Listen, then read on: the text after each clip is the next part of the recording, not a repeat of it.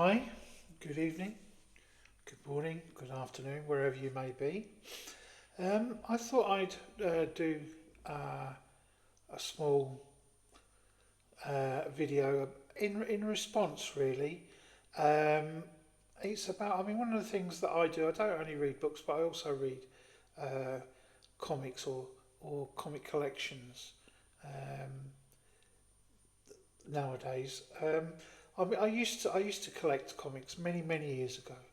I learned to read reading English or British weekly kids comics.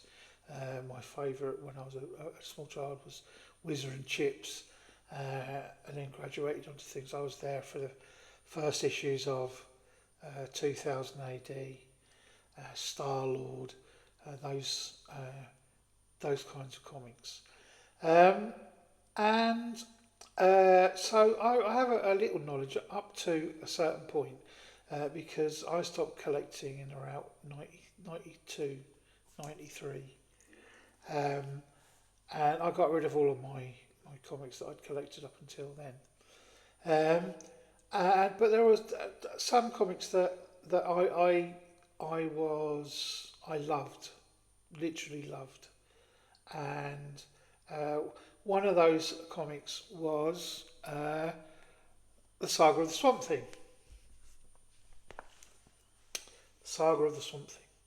Okay, this is my copy. I've got this series, which is a collection of Black Labels, DC Black Label, um, and um, yeah, those are very dear to me. I followed the Saga of the Swamp Thing from the beginning of Alan Moore's run until the end of Rick Veitch's run when he walked off, and I walked away from the from it then as well.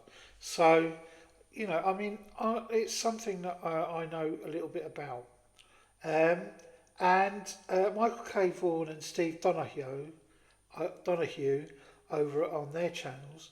Uh, I think Michael started this was Epic Comic Book Wednesday, um, and Steve Donoghue came in on it, and they do what they call the world's finest, and they take an issue of a comic, and they read it, and then they comment on it, and generally, it's a lot of fun, and it's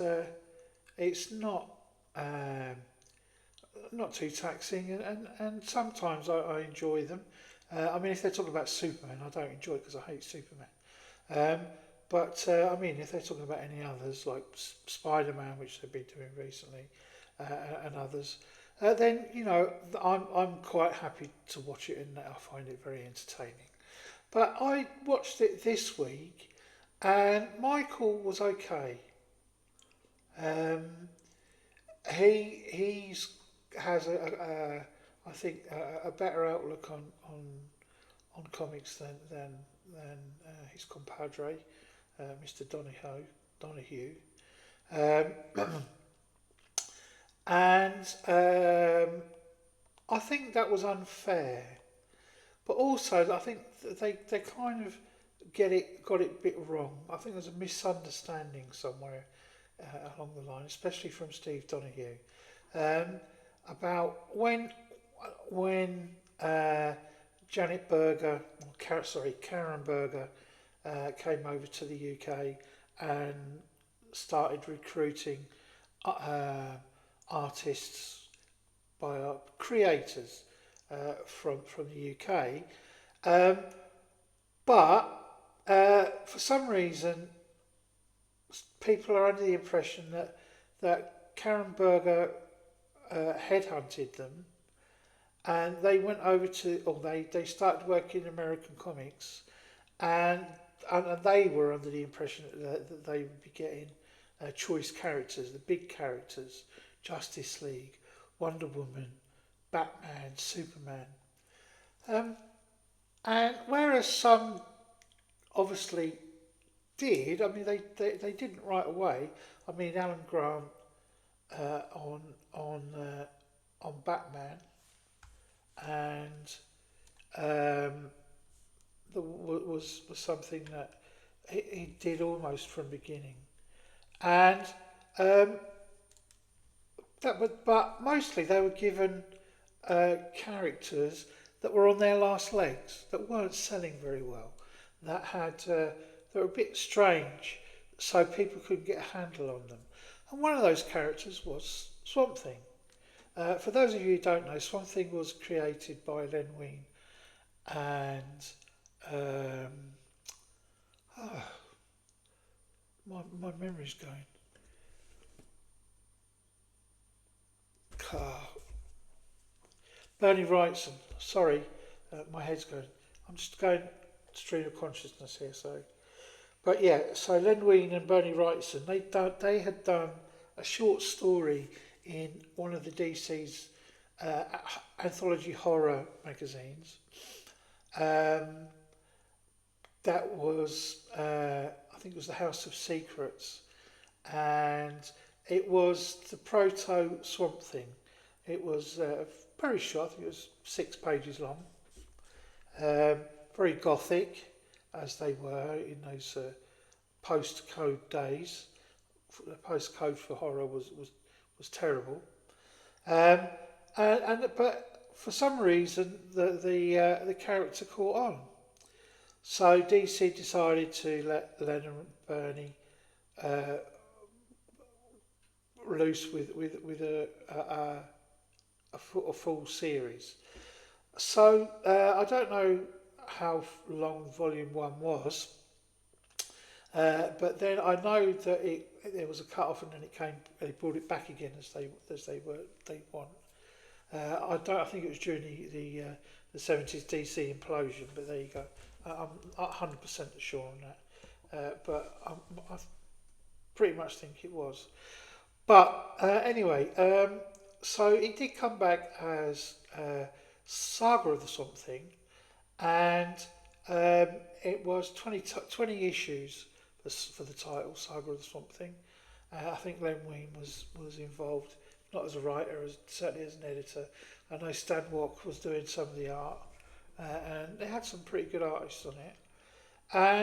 But it was kind of a pedestrian title. There was nothing going on. Swamp Thing had, after the initial story, where Alec Holland and his wife had blown up in their laboratory in the Louisiana swamps, not the Florida Everglades, but the Louisiana swamps. And Linda Holland was Alec Holland's wife, not a bit of stuff or hot toddy or whatever people want to describe it as. Alec Holland was blown into the swamp with the regenerative formula, and out springs the Swamp Thing, the monster who used to be a man. And that was the story. The story was Alec Holland trying to find his way back to humanity. And there you go. So, issue 20, Alan Moore took over with Steve Bissay and John Totleben. And they tied up the loose ends. One of those loose ends was Swamp Thing, who died. And he was taken to Sutherland Corps, their headquarters, where Colonel Sutherland, who was the nasty rich guy, the billionaire oligarch,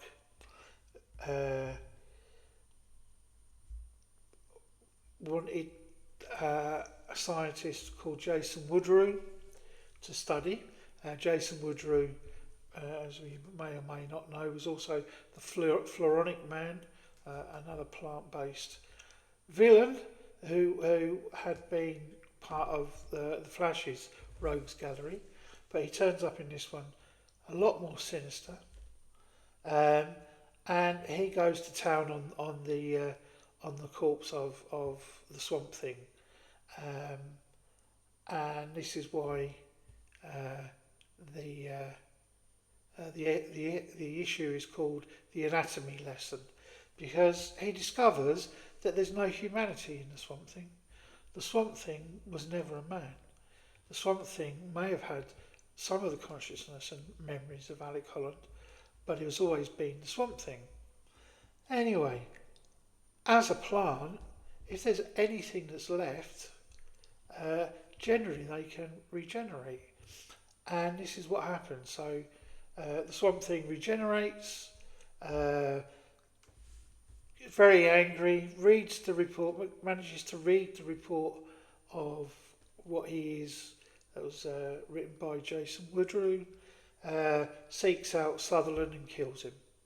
And then that is how this arc of the Swamp Thing's tale, the saga, begins.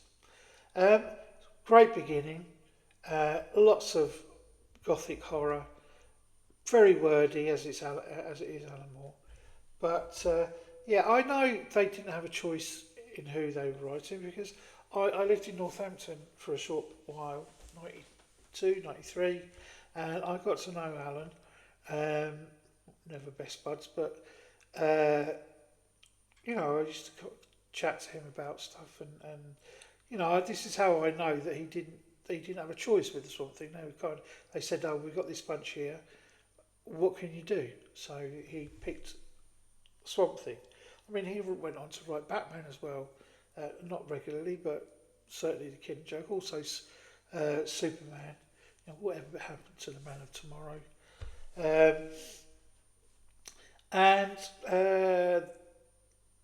it went from there. So I must also say that in this run, in Alan Moore's run on Swamp Thing, it was really a team effort, because I know Alan was the engine driving it, but I mean Steve Bissett and John Totleben were both contributing to stories and ideas and even wholesale stories. So I know that Alan tends to hog the limelight, but I do know that that Stephen and John were also involved in the creative writing side of it. Steve's a really good writer anyway, on his own merit. So I would never take that away from him. So it's a good group effort, but Alan Moore, being Alan Moore, managed to keep to the spotlight more than the others. I mean, you just need to look at the guy. So I mean, he's a really nice guy, but anyway, what people fail to understand about this is that Alan was on a bit of a trope with these stories. If you've been reading Alan Moore with any frequency, I mean, if you think about Skiz or Halo Jones, I mean, it's all fish out of water stories. And then you've got the triumvirate for me, that is Captain Britain, Miracle Man, and Swamp Thing, where he literally deconstructs the heroes. In the case of Swamp Thing and Captain Britain. Captain Britain, he was handed, and he'd been killed. They killed him off. So, and literally, Captain Britain was reconstructed. A hank of hair, a piece of cloth, and a piece of bone, something like that. It was the origin story of the new Captain Britain, and also with Miracle Man, with his coming back, and the whole created storyline around Miracle Man that Alan set up in the comics. I mean, it's it became kind of a trope, an animal trope. I mean, he did this with Watchmen as well. Watchmen, there was a little bit of that in there as well, especially with the creation of Dr. Manhattan. So it's this thing about there's an accident, something happens, somebody was a hero and then he's dead, or they become nullified and then they come back, and they come back stronger, more powerful than before. And so, that was the beginning of Alan Moore's Saga of the Swamp Thing. And I think this, if you look at the story in that context, then I think you begin to understand it a little more. I know that many people hadn't read Captain Britain.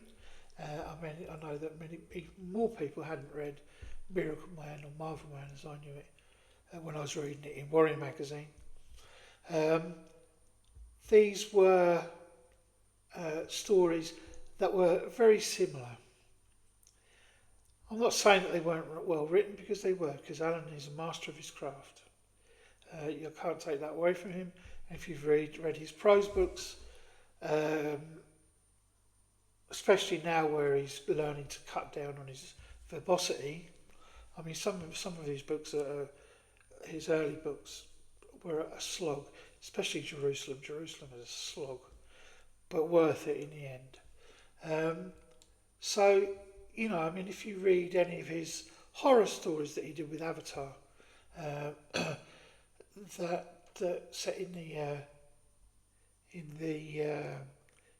Cthulhu mythos universe, I mean, they're brilliant stories, well crafted, stories that you can read over and over again. That's why I continue rereading things like Saga of the Swamp Thing, or Miracle Man, or Captain Britain, the early stories. These are all stories that are very well crafted. You see a creator at the height of his powers, his creativity. I mean, he uses tropes and he uses images and he uses things between the stories, but it's not the fact that he's using them, it's how he uses them. And I think this is very well encompassed. I think the distillation of all this is the anatomy lesson in Saga of the Swamp Thing, number 21. And I think that this is something that people really don't take into account, and I think they should. I think they should do that. And I think that, it's looking at, if you look at heroes, or if we look at our myths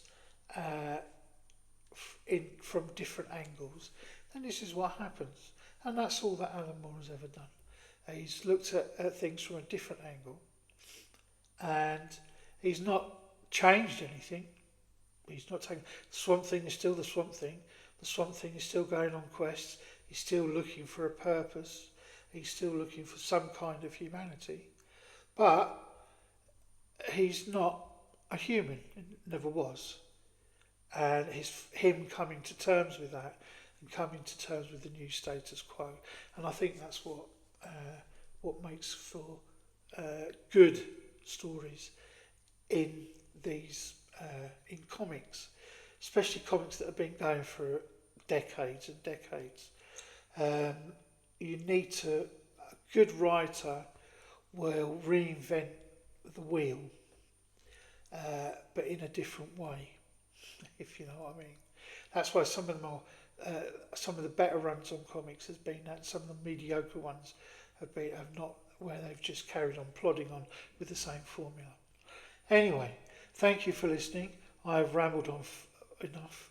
I hope you liked what I had to say. Maybe it's made you think about a few things. If it has, please leave a comment and we can discuss it. I've not got any kind of Discord or anything like that, but I mean, leave a comment and we can discuss about it, or search me out on Facebook and Instagram, whatever. I'm always there. So thank you very much. Have a good evening, and I'll see you again soon.